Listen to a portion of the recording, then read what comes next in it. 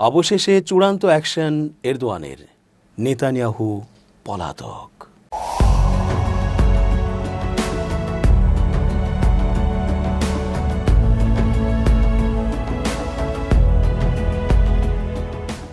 আসসালামু আলাইকুম প্রিয় দর্শক, আমন্ত্রণ আজকের আলোচনায় চেঞ্জ টিভির আন্তর্জাতিক চোখ অনুষ্ঠানে এস জে রতন স্বাগত জানাচ্ছি। নেতানিয়াহু পলাতক আসামি, আসলেও তাই, কারণ তার দেশে সে হয়তো সেনা ও অন্যান্য সশস্ত্র বাহিনী দিয়ে নিজেকে আগলে রাখছেন, কিন্তু বিদেশ ভ্রমণে তিনি নানা ছুতোয় তা বাতিল করছেন। বিষয়টা এমনই যে তিনি পলাতক আসামি। বিশ্বের বিভিন্ন দেশই তার বিরুদ্ধে গ্রেপ্তারি পরোয়ানা জারি রেখেছে। সে সকল দেশে প্রবেশ করা মাত্র তাকে ঘৃণা ও ভর্ৎসনা জানিয়ে গ্রেপ্তার করা হবে। সম্প্রতি তুরস্কও এমন ঘোষণা দিয়েছে। তলে তলে তুরস্কের সাথে নেতানিয়াহু সম্পর্ক রাখলেও এবার বুঝি আর রক্ষে নেই। রজব তাইয়েব এরদোয়ান অনেক কৌশল খেলা খেলেছে। এবার সত্যি সত্যি নেতানিয়াহুর বিরুদ্ধে দেশটির অবস্থান। কোনো রাখ ঢাক আর আমেরিকা ও নেটোর কথা চিন্তা না করেই নেতানিয়াহুর গ্রেপ্তারের ঘোষণার বিষয়টি সামনে এনেছে তুরস্ক। তবে তুরস্কের ওপর ইসরায়েলের আগ্রাসন ছিল বহু আগে থেকেই। তা ম্যানেজ করেই বিভিন্ন পশ্চিমা জোটে সঙ্গ দিয়েছেন এরদোয়ান। ইতিহাস ঘাঁটলে নেপথ্যের সেই ঘটনাগুলো সামনে এসে যাবে। গাজায় জাতিগত হত্যার অভিযোগে ইসরায়েলের প্রধানমন্ত্রী বেনিয়ামিন নেতানিয়াহু ও দেশটির শীর্ষ পর্যায়ের কয়েকজন কর্মকর্তার বিরুদ্ধে গ্রেপ্তারি পরোয়ানা জারি করেছে তুরস্ক। গেল শুক্রবার ইস্তাম্বুলের প্রসিকিউটরের কার্যালয় থেকে একটি বিবৃতি প্রকাশ করে এই খবর জানানো হয়।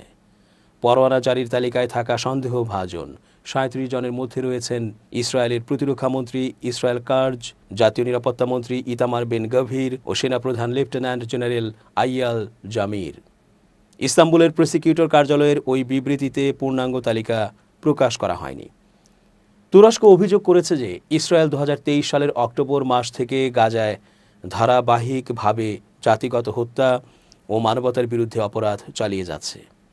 বিবৃতিতে আরও বলা হয়, ২০২৩ সালের ১৭ অক্টোবর আল আহলি ব্যাপটিস্ট হাসপাতালে হামলায় ৫০০ জন নিহত হন। ২০২৪ সালের ২৯ ফেব্রুয়ারি ইসরায়েলি সেনারা ইচ্ছাকৃতভাবে চিকিৎসার সরঞ্জাম ধ্বংস করে গাজাকে অবরুদ্ধ করে রাখা হয় এবং যুদ্ধে ক্ষতিগ্রস্ত ব্যক্তিদের মানবিক সহায়তা থেকে বঞ্চিত করা হয়। বিবৃতিতে তুরস্ক ফিলিস্তিন ফ্রেন্ডশিপ হাসপাতালের কথাও উল্লেখ করা হয়েছে।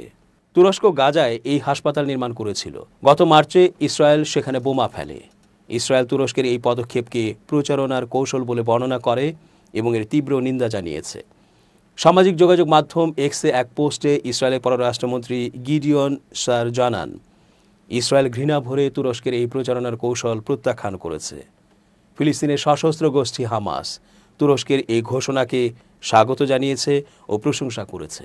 হামাস বলেছে, এই ঘোষণা তুর্কি জনগণ ও তাদের নেতাদের আন্তরিক অবস্থান নিশ্চিত করে। হামাস আরও বলেছে, তুরস্ক ফিলিস্তিনের জনগণের প্রতি সুবিচার করেছে, মানবিক আচরণ করেছে। তুরস্কের গ্রেপ্তারি পরোয়ানা জারির প্রায় ১ বছর আগে আন্তর্জাতিক অপরাধ আদালত আইসিসি নেতানিয়াহু ও তার সাবেক প্রতিরক্ষামন্ত্রী ইয়োভ গ্যালান্টের বিরুদ্ধে সম্ভাব্য যুদ্ধাপরাধের অভিযোগে গ্রেপ্তারি পরোয়ানা জারি করেছিলেন। এছাড়া ইসরায়েল জাতিগত হত্যা চালাচ্ছে অভিযোগ তুলে গত বছর দক্ষিণ আফ্রিকা আন্তর্জাতিক বিচার আদালত আইসিজেতে মামলা করে। তুরস্ক সেখানেও দক্ষিণ আফ্রিকার সঙ্গে যুক্ত হয়েছিল। ২০২৩ সালের অক্টোবর থেকে শুরু হওয়া গাজা যুদ্ধে ইসরায়েল অন্তত ৬৮,৮৭৫ জন ফিলিস্তিনিকে হত্যা করেছে। যুদ্ধে আরও ১,৭০,০০০-এর বেশি ফিলিস্তিনি আহত হয়েছেন। বাশার আল আসাদের শাসন অবসানের পর তুরস্ক যে কৌশলগত সুবিধা পেয়েছিল তা তারা সতর্ক পররাষ্ট্রনীতির মাধ্যমে কাজে লাগিয়েছে। তুরস্কের এই কৌশলকে কূটনৈতিক আপোষ হিসেবে বর্ণনা করা যায়। তুরস্ক তাদের এই নতুন সিরিয়া নীতি আঞ্চলিক মালিকানা ধারণার উপর ভিত্তি করে দাঁড় করায়। তুরস্কের সিরিয়া নীতির কেন্দ্রে রয়েছে ইস্যু কুর্দি পিপলস প্রোটেকশন ইউনিটস ওয়াইপিজি। এরপরও তুরস্ক ওয়াইপিজিকে নিয়ে তড়িঘড়ি কোনো সিদ্ধান্ত না নিয়ে দামেস্কের সঙ্গে সংগঠনটির সমঝোতার প্রচেষ্টাকে সমর্থন করেছে। তুরস্কের লক্ষ্য হল একদিকে সিরিয়ার ভৌগোলিক অখণ্ডতা রক্ষা করা, অন্যদিকে ওয়াইপিজির আন্তর্জাতিক স্বীকৃতি পাওয়ার চেষ্টা ঠেকানো। এই ফাঁকে ওয়াইপিজি দামেস্কের সঙ্গে একটি চুক্তি করার জন্য সময় পায়। এতে তারা আঙ্কারা ও সিরিয়ার প্রেসিডেন্ট আহমেদ আল শারার সামরিক চাপ এড়াতে সক্ষম হয়। সিরিয়ায় ইসরায়েলের আগ্রাসী অবস্থানের ক্ষেত্রেও আঙ্কারা একই ধরনের আপোষকামী নীতি নেয়। নতুন দামেস্ক প্রশাসনকে দুর্বল করা ও সিরিয়ার ভেতরে নিজেদের প্রভাব বলয় বাড়ানোর ইসরায়েলি উদ্যোগের মুখে তুরস্ক কূটনৈতিক আলোচনা ও গোয়েন্দা প্রক্রিয়া সক্রিয় করে। সরাসরি সামরিক সংঘাত এড়িয়ে কৌশলী আলোচনার পথ বেছে নেয়। এই সময়ে ইসরায়েল সিরিয়ার নতুন সরকারের সামরিক সক্ষমতা ধ্বংস করে, গোলান মালভূমিতে নিজেদের নিয়ন্ত্রণ বিস্তৃত করে এবং দক্ষিণের দ্রুজ জনগোষ্ঠীকে রক্ষার নামে দামেস্কে প্রতীকী বিমান হামলা চালায়। কিন্তু এখন ইসরায়েল ও ওয়াইপিজির সঙ্গে তুরস্কের আপোষের এই কৌশল আর কাজ করছে না। সিরিয়ার দক্ষিণাঞ্চলে সরাসরি নিজেদের প্রভাব বলয় গড়ে তুলতে চাইছে ইসরায়েল। ইসরায়েলের লক্ষ্য হল তুরস্ককে অঞ্চলটি থেকে বের করে দেয়া এবং দামেস্ক সরকারকে দুর্বল করে দিয়ে একটি অস্থিতিশীল সিরিয়া তৈরি করা। সুয়েইদাকে কেন্দ্র করে সাম্প্রতিক পরিস্থিতি সিরিয়ার ভেতরে গড়ে তোলা তুরস্কের নিরাপত্তা কাঠামোর প্রতি হুমকি তৈরি করছে। সিরিয়া এখন তুরস্ক ও ইসরায়েলের কৌশলগত প্রতিদ্বন্দ্বিতার নতুন মঞ্চ। এ অবস্থায় ইসরায়েলের আঞ্চলিক হস্তক্ষেপের বিরুদ্ধে আরও সুস্পষ্ট প্রতিরোধমূলক অবস্থান না নিলে তুরস্কের পক্ষে পরিস্থিতির মোড় ঘুরিয়ে দেয়া কঠিন বলে মনে হচ্ছে। ইসরায়েল চায় সিরিয়ার আকাশ সীমায় পূর্ণ আধিপত্য প্রতিষ্ঠা করতে। অন্যদিকে তুরস্ক এ ব্যাপারে সজাগ যে ইসরায়েলের এই হস্তক্ষেপ ঠেকানোর একমাত্র উপায় হল দামেস্ক প্রশাসনের সামরিক সক্ষমতা বৃদ্ধি। কিন্তু আঙ্কারা ও দামেস্কের মধ্যে সামরিক সহযোগিতা প্রাতিষ্ঠানিক রূপ পেলে এবং ঘাঁটি সংক্রান্ত চুক্তি হলে সেটিকে ইসরায়েল লাল রেখা বলে ঘোষণা করেছে। তবে এই তথাকথিত লাল রেখা প্রকৃতপক্ষে যতটা বাস্তব প্রতিরোধ তার চেয়ে বেশি কৌশলগত ভাঁওতাবাজি। এর কারণ হলো ইসরায়েল যদি সিরিয়ায় তুরস্কের সামরিক অবস্থান লক্ষ্য করে হামলা চালায় তবে সেটি আঙ্কারাকে সরাসরি যুদ্ধে টেনে নেয়ার সমান হবে। তুরস্ক যদি দৃঢ় পদক্ষেপ নেয় তাহলে তেল আবিব বা ওয়াশিংটন কেউই ঝুঁকি নিতে চাইবে না।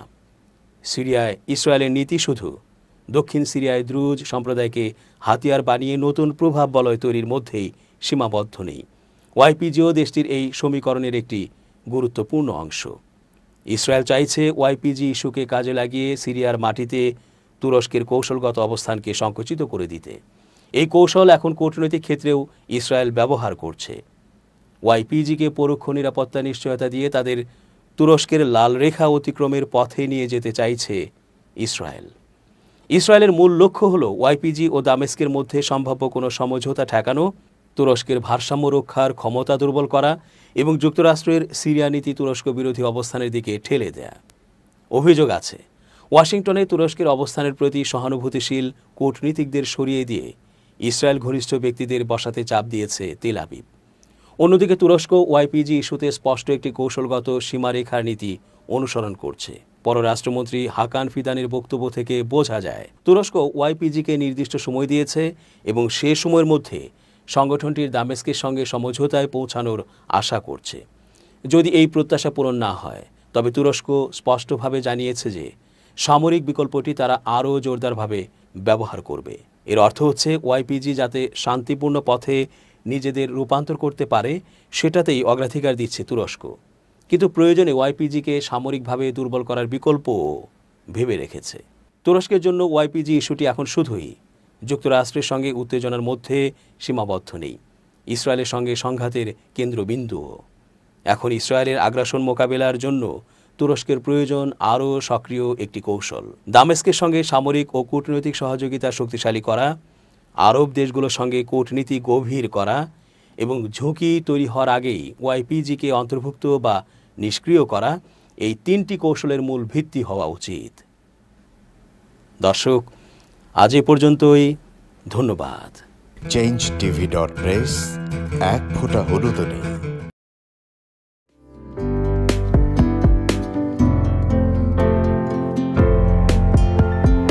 পহেলা জানুয়ারি 2025 ইউটিউব জার্নালিজমের অগ্রদূত changetv.press 6 বছর পেরিয়ে পা রাখল গর্বিত বিসমিল্লাহির রহমানির রহিম। পহেলা জানুয়ারি 6 বছর পূর্তি হলো চেঞ্জ টিভির। গত 6 বছর ধরে বাংলাদেশের আনাচে কানাচে থেকে এবং গুরুত্বপূর্ণ সকল খবর ইন্টারভিউজ নিয়ে আসছে আপনাদের সবার জন্য চেঞ্জ টিভি। আপনারা সবাই লক্ষ লক্ষ ফলোয়ার্স এতদিন ধরে ফলো করেছেন চেঞ্জ টিভি, আপনাদেরকে সঠিক বার্তাটা দিয়েছে। আমি আশা রাখি এরপরও বছরের পর বছর তারা এরকম সঠিক বার্তা দিয়ে যাবে এবং লক্ষ লক্ষ থেকে কোটি কোটি জনতা তাদের ফলোয়ার্স হবে। তাদেরকে সাধুবাদ জানাই। changeTV.press, এক ফোঁটা হলুদও নেই।